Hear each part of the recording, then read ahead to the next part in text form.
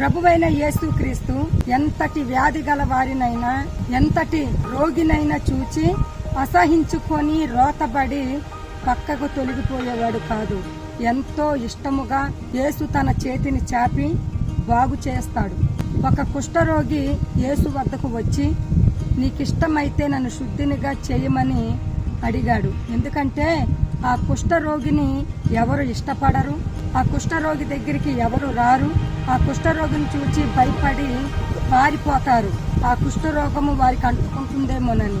కానీ ప్రభువైన యేసుక్రీస్తు నాకు ఇష్టమే అని చెప్పి ఎంతో కనికరముతో ఆ కుష్ఠరోగిని యేసు తన చేతిని చాపి ముట్టి తన కుష్ఠరోగము నుండి బాగు చేశాడు.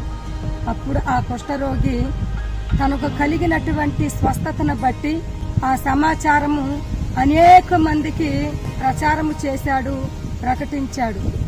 అలాగే అందులైన వారిని కూడా చూసి యేసు పక్కగా తొలగిపోయేవాడు కాడు. ఇద్దరు పుట్టిగుడ్డి వారు భిక్షమడుగుటకు త్రోవ పక్కన కూర్చొని ఉండగా అదే మార్గములో యేసుక్రీస్తు వస్తున్నాడని వారి కన్నులతో చూడకపోయిన చెవులతో విని, దావీదు కుమారుడా మమ్మను కనుకరించమని కేకలు వేస్తూ ప్రార్థన చేయగా ప్రభువైన యేసుక్రీస్తు వారి కేకలు, వారి ప్రార్థన విని నిలిచి వారిని పిలిచి వారి యొక్క అంధత్వమును తొలగించాడు. అప్పుడు వారు ఎవరి ద్వారైతే చూపు పొందారో వాని వెంట వెంబడించడం ప్రారంభించారు. కాబట్టి మీరు ఏ అంధత్వంలో ఉన్నా లేక ఏ బలహీనతలో ఉన్నా మిమ్మును కూడా దేవుడు దాటిపోడు.